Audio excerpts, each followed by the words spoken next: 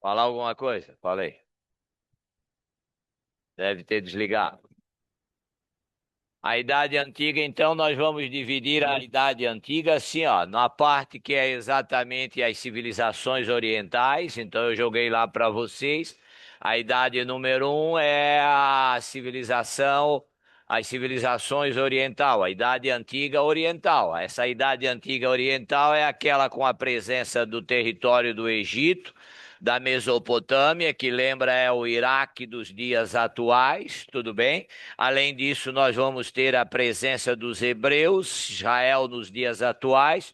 Nós temos os persas, o Irã nos dias atuais, e nós temos ainda a Fenícia, o território do Líbano nos dias atuais. Então está lá a presença exatamente dentro desse cenário histórico dessas civilizações. Lembrando que principalmente o Egito, a Mesopotâmia, e ainda incluindo aqui o território dos persas, aqui você tem as chamadas civilizações hidráulicas. Isso, as civilizações hidráulicas.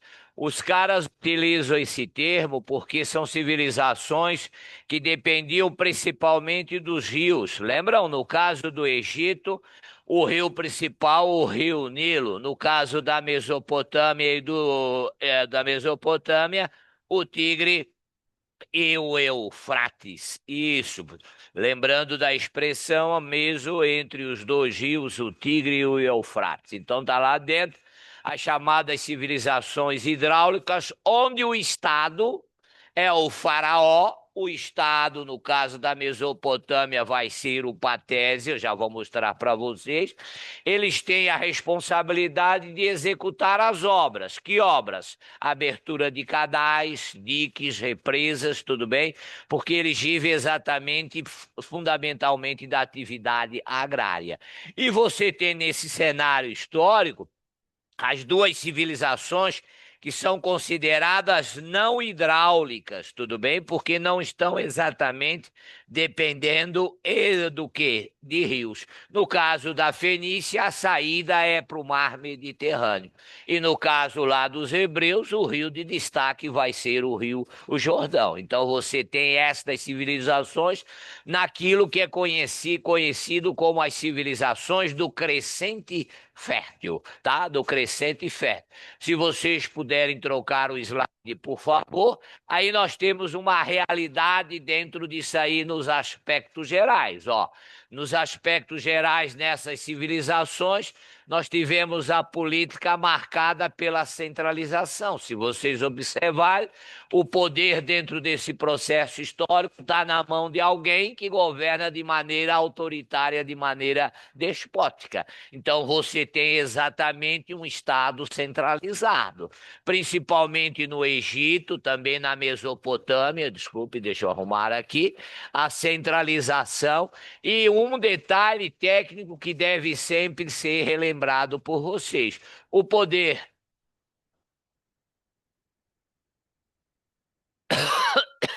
é muita orientação para um cara velho. Que quadrado eu não posso escrever?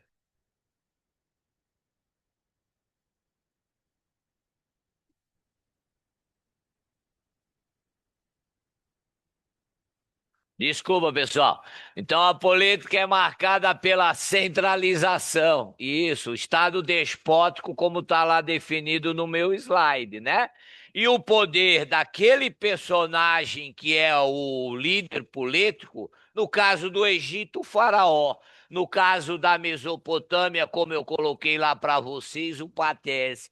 No caso dos reis que vocês têm nos outros estados, o poder vem de quem? O poder vem de Deus. Isso. Então a religião é extremamente forte, extremamente significativa dentro dessas regiões aí, dentro dessas áreas. Legal? Beleza, lembrem sempre, quem controla tudo o que está acontecendo, no caso do Egito, o faraó. No caso da Mesopotâmia, serão os reis. Ah, devemos sempre lembrar e fazer uma observação sobre a Mesopotâmia. A Mesopotâmia, a região entre os rios Tigre e o Eufrates. A Mesopotâmia foi a região vivenciada por caldeus, lembram? Por assírios, lembram? Beleza? Por babilônios, lembram? Beleza? E por os mais, ou seja, vocês têm diferentes povos ali dentro. Cuidado, o Egito é um povo, beleza? Um território. Aqui vocês têm diferentes vivenciando o mesmo território, governando, portanto, por diferentes reis. Numa realidade, essa é uma observação que eu coloquei sobre a Mesopotâmia, numa realidade onde a sociedade, aqui posso escrever, sabe? Uma sociedade onde a sociedade é estamental, é dividida em camadas. Não há mobilidade social, beleza? Está lá definido para vocês, ó. Não há mobilidade social. O escravo vai ser sempre escravo, beleza? E o rei vai ser sempre rei. Tudo bem? Então, aqui dentro, ó, sem a social, isto, sem a mobilidade social, beleza? Olha, fácil de entender. E outra coisa que deve ser sempre lembrado dentro desse processo histórico: a religião. Na maior parte do tempo, a religião foi caracterizada pela adoração diferente, o politeísmo religioso. Mas a observação tem que ser feita para vocês, né? No Egito, numa determinada oportunidade, durante o reinado do faraó Amenófis IV, houve o monoteísmo, o culto ao Deus Sol.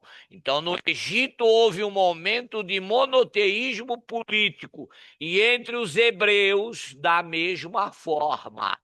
Aí vocês vão ter monoteísmo dentre os hebreus, lembrando sempre, por favor, Yahvé, Deus zeloso, é aquele que é. Né? A primeira religião, poderemos considerar assim, monoteísta dentro do cenário. O Egito passou por uma experiência monoteísta, mas foi dentro desse processo histórico curto. Então, no geral, você tem essa realidade aí dentro sendo apresentada. Tudo bem? Alguma dúvida? Vocês podem se expressar. Tudo bem? Alguma dúvida? Pode trocar o slide lá, por favor? Ó, olhem lá, agora vocês têm as outras duas civilizações consideradas não hidráulicas, como eu disse para vocês, os hebreus, lembra o Estado de Israel. Israel é de 1948, né? Beleza? Os hebreus vivenciaram aquelas fases diferentes, ó, politicamente, as fases diferentes dos hebreus. A época dos patriarcas, como foi beleza? A época depois ou os chefes militares, e o período dos reis, como vai ser Davi. Então, ele politicamente passa por diferentes povos. Povos que vinham exatamente da região da Mesopotâmia, migraram para o território da Palestina, a terra prometida. Da Palestina, migraram para o Egito, ser escravizados. Do Egito retornam à terra prometida, aí já ocupada por diferentes povos, entram em confrontos e o espaço deles acaba depois sendo dominado pelo Império Romano, pelo mundo romano, e o processo de dispersão que tende a se desenvolver. Tá legal? Lembre lá do monoteísmo, por favor. No caso dos fenícios, isso, lembra os comerciantes, os grandes mercadores, e com isso o comércio da antiguidade oriental. Como grandes navegadores que eram, fundaram cidades em diferentes partes daquele espaço. Cidades, historiadores falam em 300 cidades que teriam sido fundadas pelos fenícios. Uma dessas cidades fundamental é Cartago, norte do continente africano.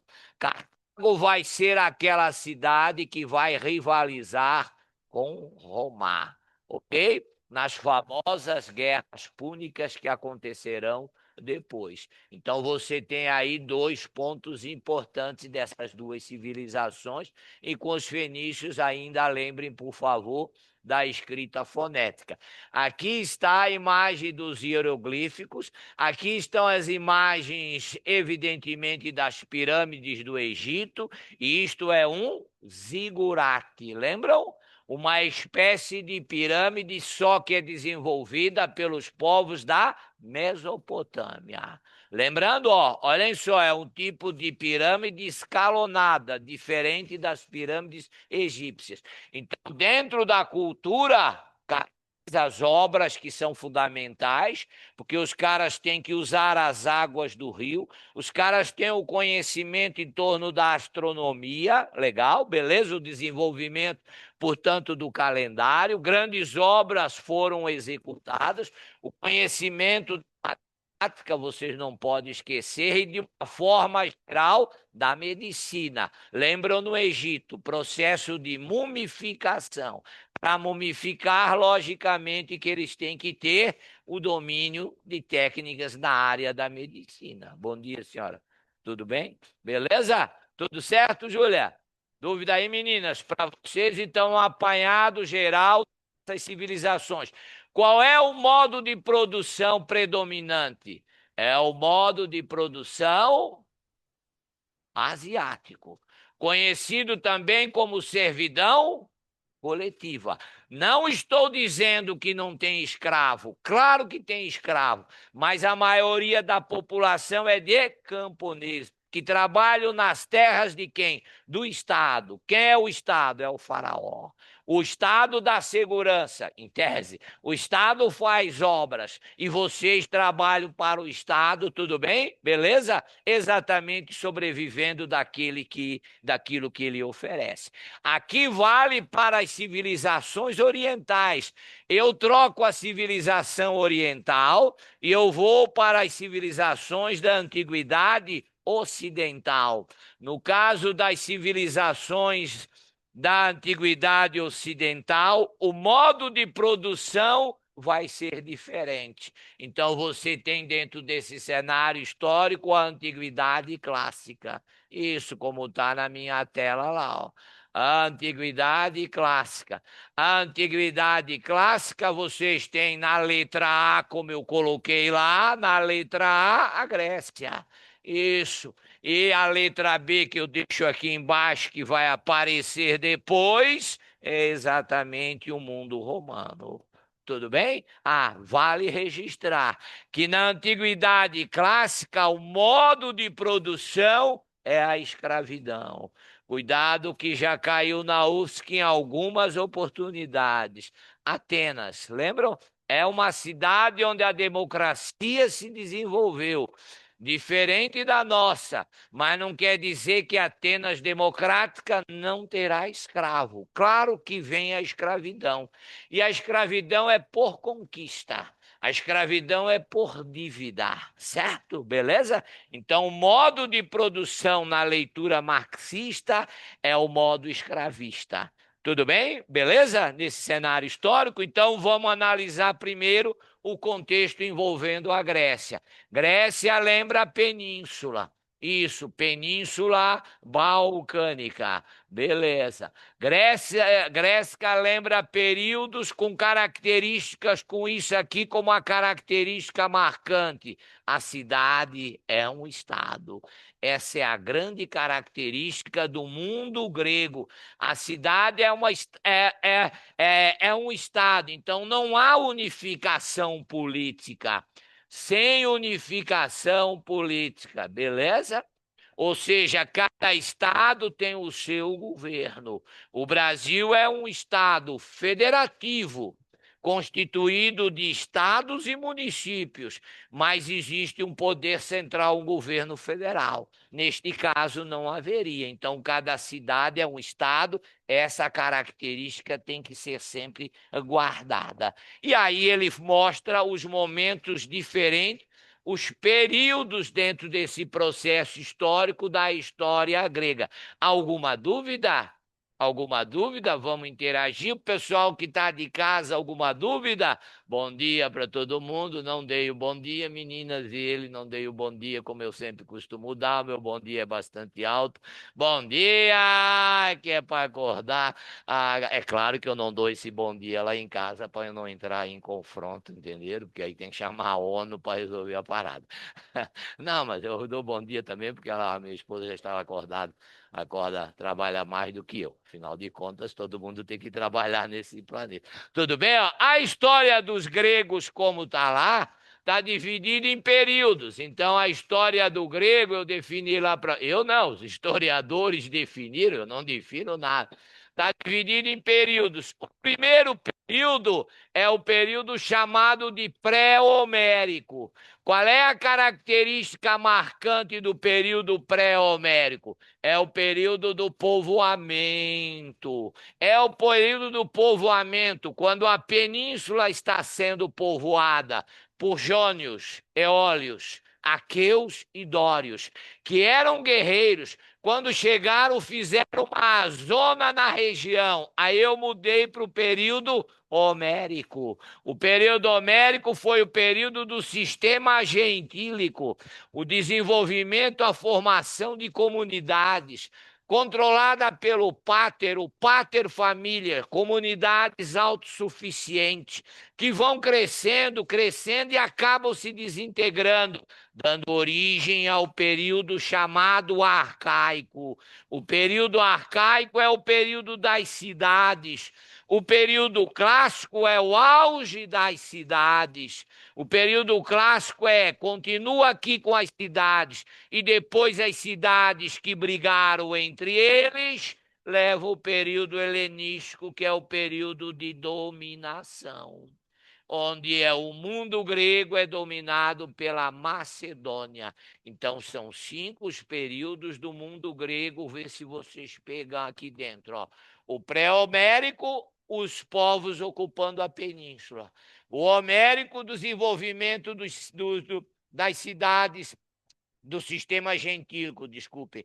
O arcaico com as cidades, o clássico com as cidades e o helenístico exatamente quando o mundo grego cai nas mãos da Macedônia, de Filipe II e posteriormente de Alexandre o Grande, que também não foi muito grande assim, tanto é que morreu muito novo, aos 30 e poucos anos de idade, né? Se vivesse até os 70, aí ele seria o grandioso, o gigantesco, né? Tudo bem no cenário? Então, você tem essas fases da história do mundo grego. Estou indo bem com vocês? Podem se manifestar, por favor. Digam alguma coisa. Alguma coisa. Isso, digam alguma coisa. Alguma coisa acontece no meu coração. Oi. Hã? O sistema gentílico, ó, quando os dórios chegam, eles provocam a dispersão. Então, aí tu tens a formação de comunidades menores, comandada pelo pater família, o mais velho, onde aqui na comunidade de vocês, eu que sou o mais velho, sou o mais velho, né? Ou alguém é mais velho do que eu aqui? Tem alguém? Para me Ó, onde eu, que sou o mais velho, comando a comunidade.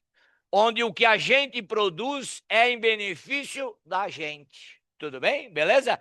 Só que com o passar dos anos, há um processo de crescimento populacional num ritmo mais acelerado do que a produção de gêneros alimentícios, o que faz com que o nosso gênero vá se juntar a outro. Quando se junta ao outro, está matando essa característica que seria o poder do chamado pater família, do patriarca. Está levando à formação de centros maiores, que são as cidades. Cidades que têm formas de governo diferentes. Então, se vocês pegarem aqui dentro desse processo, as 2 grandes cidades citadas ali dentro seria Esparta, isso, Esparta e Atenas. Observem, pegaram lá? Pegaram? Observe como eu destaquei para vocês aqui dentro. Ó. Atenas e Esparta são os dois grandes centros políticos. Esparta vivenciou a diarquia. A diarquia é o governo de dois reis. Um é o chefe político-militar e outro é o chefe religioso. Então, um grupo pequeno de pessoas acaba se destacando dentro desse cenário histórico. Como esse grupo pequeno de pessoas se destaca, é o governo oligárquica, é uma oligarquia que está sendo implantada em Esparta. Ó, reis, a Gerúsia, os Éforos e a Átila são estruturas montadas. O governo fica na mão de poucos. Quando o governo fica na mão de poucos, a forma de governo dominante é a oligarquia. Diferentemente de Atenas. Atenas passou pelo governo de um rei, a monarquia. A monarquia de Atenas mudou para a aristocracia, o governo daqueles que se consideram os melhores. A aristocracia traz problemas. Atenas entra na tirania.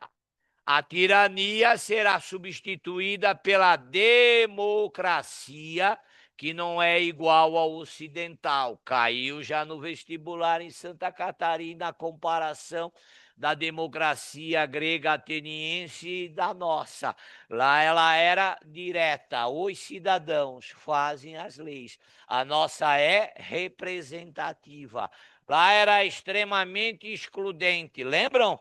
Mulheres, escravos, estrangeiros não participavam do processo político. Então você tem diferentes formas de nessas duas cidades, estados. Boa, coloca o sinal de diferente ali nesse cenário histórico. Vê se pegaram o processo que vocês têm. Então, a Grécia de hoje é uma república dentro do sistema parlamentarista. A Grécia de hoje tem o seu presidente, a Grécia de hoje tem o seu primeiro-ministro. A Grécia daquela época estava fraca, dividida, rachada.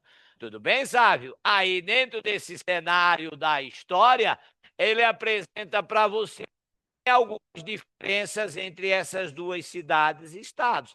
Qual é o objetivo dos historiadores? É mostrar a falta de unidade política. O que era comum entre os gregos? A língua. Todo mundo fala o grego. Eu não sei como é que o grego fala.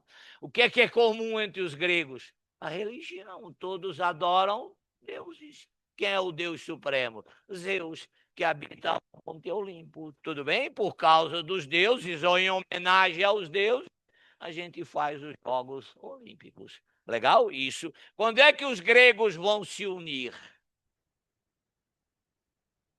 Os gregos vão se unir quando tem alguém que quer dominá-los, evidentemente. Eu sou ateniense e a vitória é espartana. Os persas estão chegando. Nós vamos cair na mão dos persas, aí a gente se aproxima. Troca lá, sabe, por favor. Ô, João, ó, então lá dentro, ó, de novo a história da sociedade para as duas sociedades. Para as duas, a sociedade continua sendo dividida em camadas, em classes, em camadas. A gente destacou ali que Atenas no topo estariam os eupátridas, os filhos de ateniense. Sim, Atenas, ricos.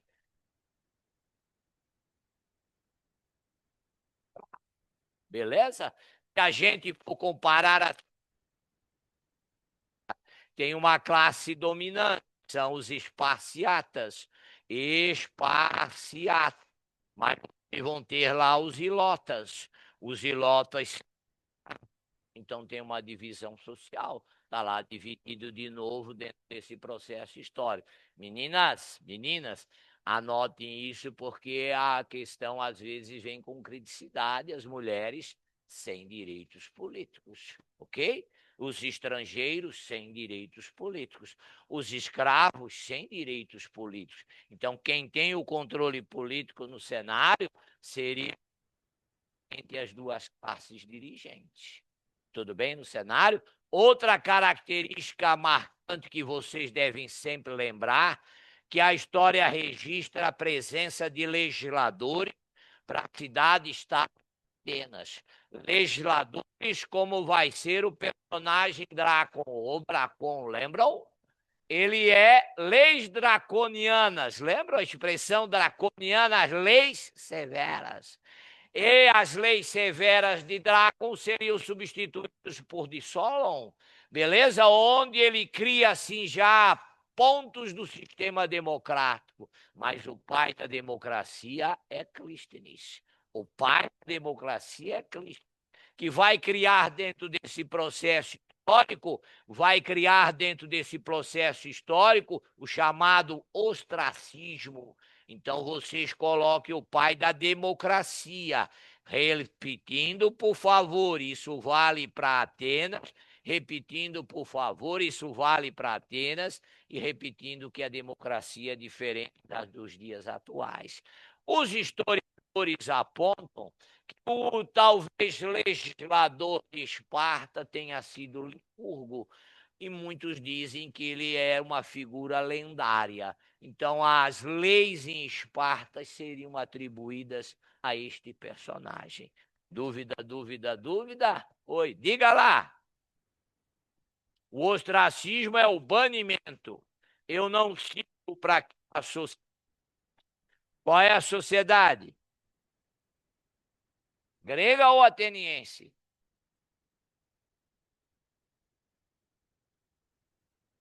Ah, você, o que é que eu desde o início? É um Estado único ou é um Estado separado? Separado. Então, o estadismo vale. Eu sou cidadão ateniense, não sirvo para Atenas por um período de 10 anos. O Estado está me banindo, me mandando embora. Tudo bem?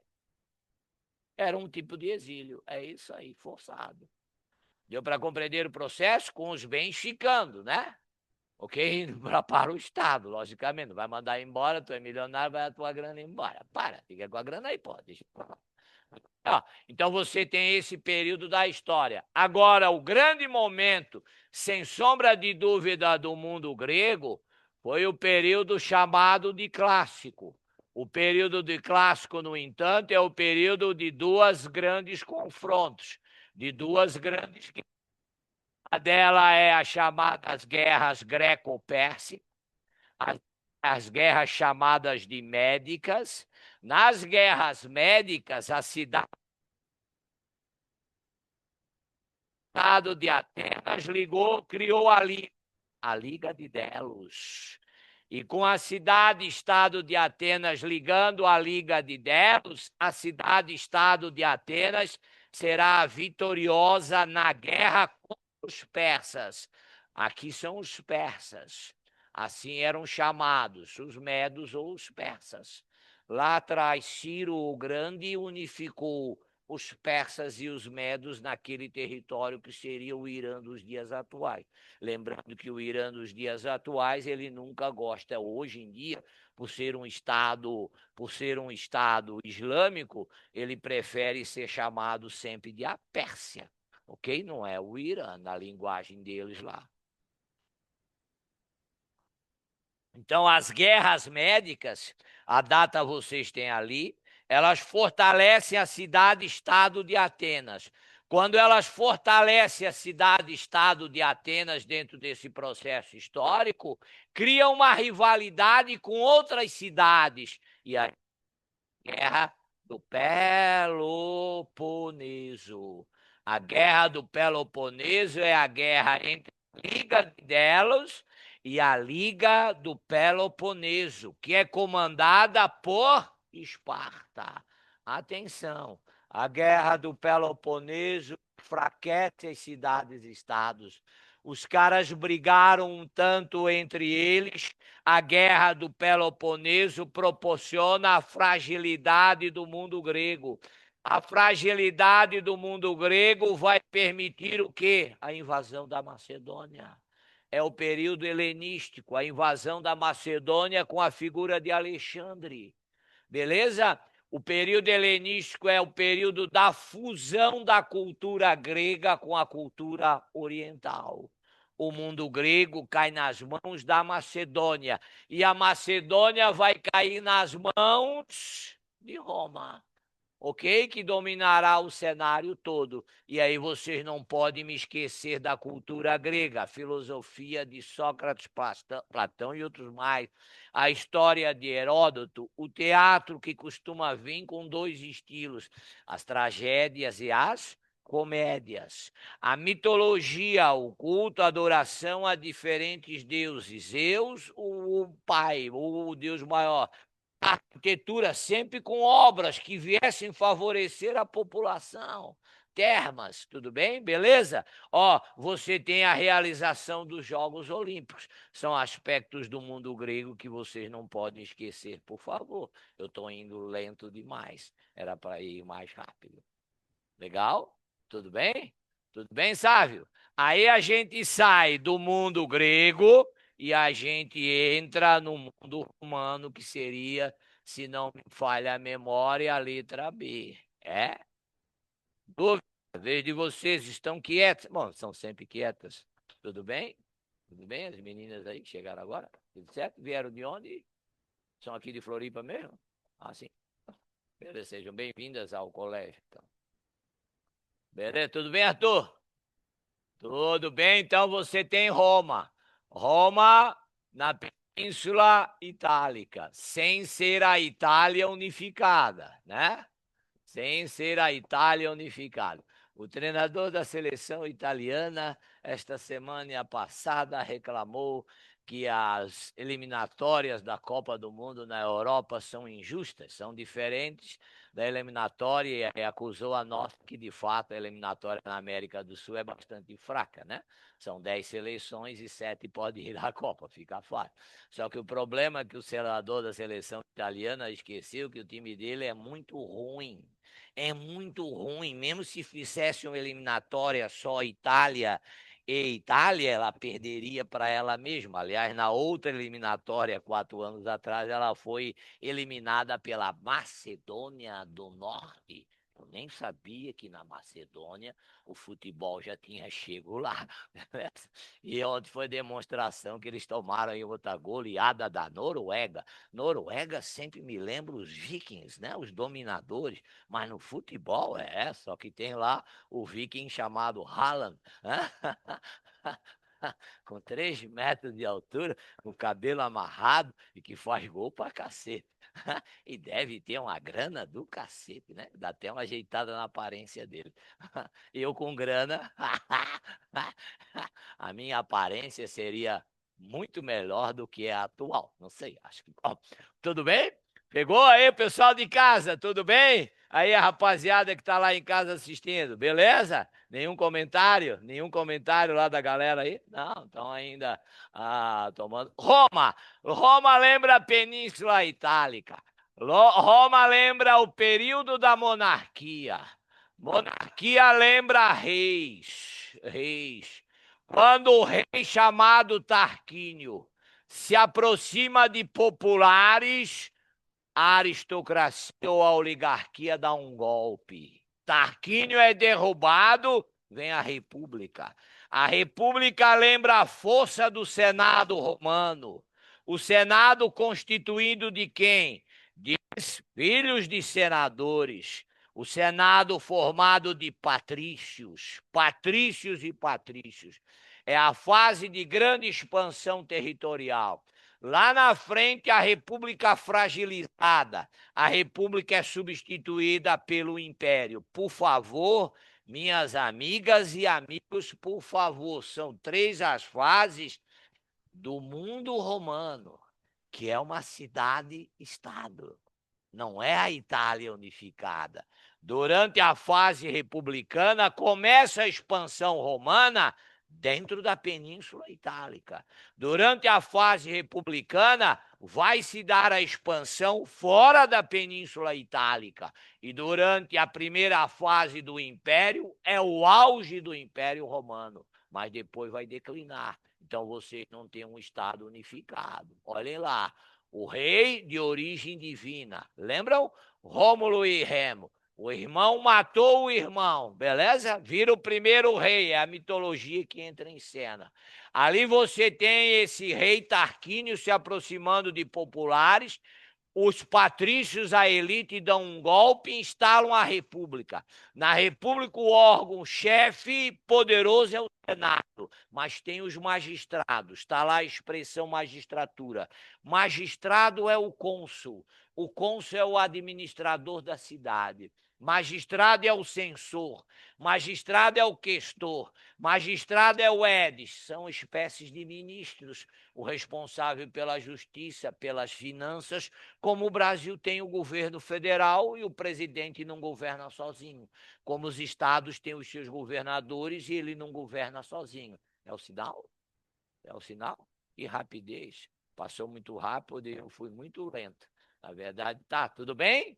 Tudo bem no cenário? Tudo bem no cenário? Conseguindo aí relembrar alguns episódios. Então, nós voltamos hoje ainda na quinta aula, acho que é. É, né? A quinta aula sempre que tinha, né? Isso, né? É, né? Desliga o microfone. Bom dia para vocês. Isso, ó. Se conselho fosse bom, não se dava, se vendia. Vocês sabem disso, que isso é um ditado mais velho do que eu e todos vocês juntos. Então, dedique-se nesse tempo que vocês têm. Eu sei que há o cansaço de todo mundo, mas dedique-se, aproveitem o tempo que vocês têm aí agora, que são 3 semanas mais de aula do vestibular da UFS, que é um sábado e domingo, né?